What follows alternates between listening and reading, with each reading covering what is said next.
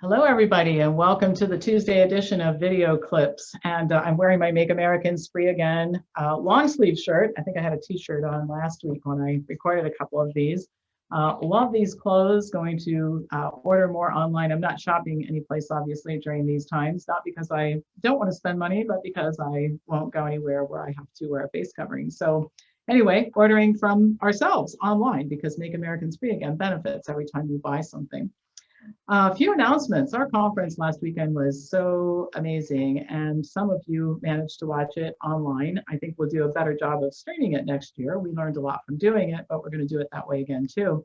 And if you would like to buy the videos, we recorded everything. We posted the videos on a video platform, and you can watch everything, including the Saturday night dinner that featured Dr. Katz. And I'm going to talk about Dr. Katz in just a little bit here.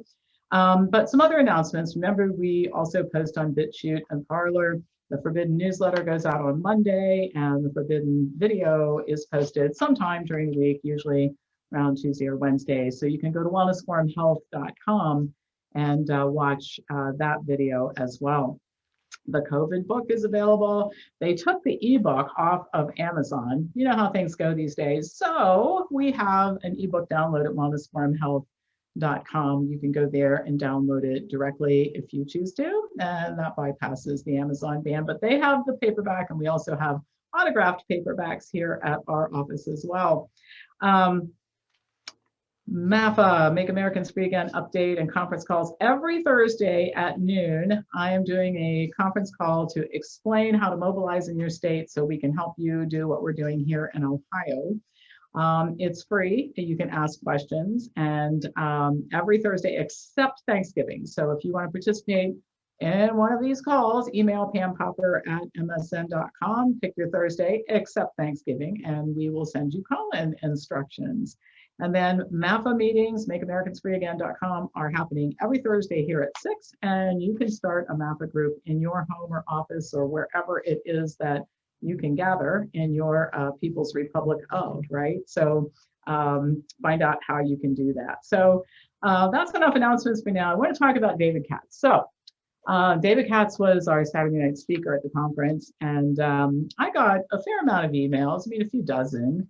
Compared to the thousands I get every day, it's not a big thing. But I think people were a little curious about why we would have David Katz speak at our conference, because he does say some things that I disagree with. Well, I think the first thing is that we're all kind of frustrated with the other side for not listening. I think we don't want to be like that. I think we need to listen. And so having somebody with a contrary point of view is part of discourse. And you can't influence somebody if you don't talk to them. You can't learn anything if you don't talk to people you don't agree with. So that's the first thing. I invited Dr. Katz before all this happened. And as this happened, it became more apparent that we needed Dr. Katz to come here, because we can't just hang out with people who are just like us. I mean, if you're looking for sycophants who just tell you what you want to hear, I think that's a pretty boring way to live your life, and I don't want to live that way. All right, so that's the first thing.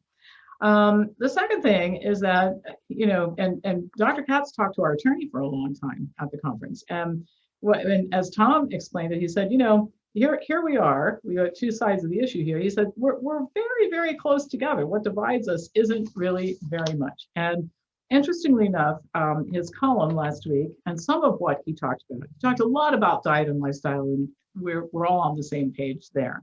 And I've said, one of the reasons I asked Dr. Katz to speak is that he's like the grown-up in the room who basically, with no judgment, says, you know, we just need to invite people to come together who are trying to do better for themselves and stop lecturing and moralizing and mine is the only way you can do it kind of thing. It's not a very good way to build a coalition.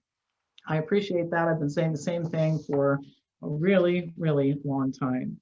So I'm going to tell you a little bit about, I'm going to read a couple of excerpts from his column last week, which he said very similar things at our conference. I'm not going to give you the whole presentation for the conference or even the whole column, but because I would rather offer some commentary on it. But I think you'll see what I mean, that we're not this far apart.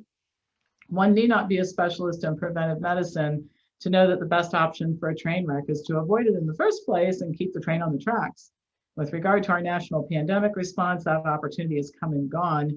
these many mismanaged months of hardship and loss. We do now, however, have a lesser opportunity to clean up the crash site and put viable train cars back on salvage tracks. With over 100,000 new cases nationwide reported daily over a string of recent days, we must conclude that containing viral spread at the level of the general population is no longer possible. But as I have argued from the start, cases are not the real concern, casualties are the concern. Infection that causes no harm to the person infected or anyone else is inconsequential. Infection that causes any genuine harm, severe symptoms, hospitalization, lasting complications, death, or any of those as the result of transmission to someone more vulnerable is our common enemy and the rightful target of our interdiction effort. The current prevalence of infection in the United States may not be as great as it seems, and is most certainly not much greater now than at the start of all this, as current data imply. The former is true because the commonly deployed PCR test is sensitive enough to detect residual viral fragments and potentially misrepresent them at times as active infection when that is no longer the case. When both prior and current infections are lumped into one diagnostic category, there is every reason to expect a big bump in prevalence. Whether or not that's real is a different issue. So even making allowance for all that, however, the prevalence of the infection makes complete population level containment implausible at this time. Here is what we can, and in my own view, should do now. And he went on to talk about the fact that we should look at who is vulnerable, who is not. He totally supports children being back in school. They're virtually unaffected by this. Older people, not so much. And then he even had a chart in his presentation where he showed stratified risk, and then we would tell everybody, look at where your risk is, and then these are the actions that we recommend. And if there are multiple generations in a household, you would try to gear your recommendations toward the most vulnerable people in the household, and that sort of thing. And so as I was listening to Dr. Katz, I thought to myself, I don't agree with everything he said. We had a conversation at length, actually, before he spoke, while everybody was gathering for the dinner and that sort of thing. And it's clear that we do not agree on all of this. I would like to think that he learned from what I had to say. And I learned that his approach is really not all that different from ours. The same conclusion was reached by our attorney, who said, you know, we got this close together. I mean, it's not much space between us here. So here's what I take away from this, all right?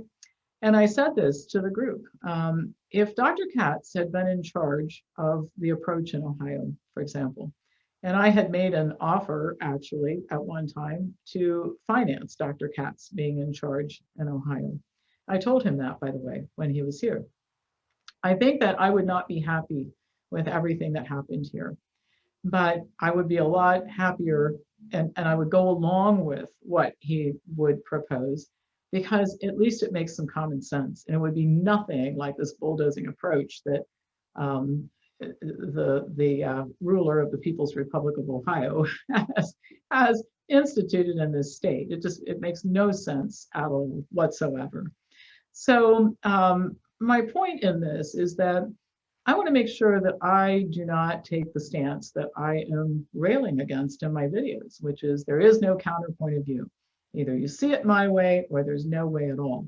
There's no room for negotiation. You either come over here or you can't come to the table.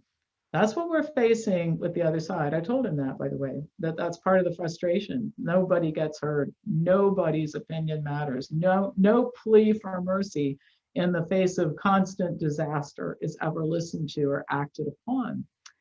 And he heard that. And I said to him at the end, I said, you have influence. And if there's anything that you can do to let people know what this all looks like at what I call it the retail level. We interact with so many people throughout the world, actually, not just here in Central Ohio in the United States, about the disastrous outcomes that we're experiencing from all this. You know, maybe you can mitigate some of this disaster with your influence. But if we had brought him into Ohio, would I be delighted with everything he does? No, but I would go along with it, because at least it's reasonable, and it's a whole lot better than what we're dealing with right now.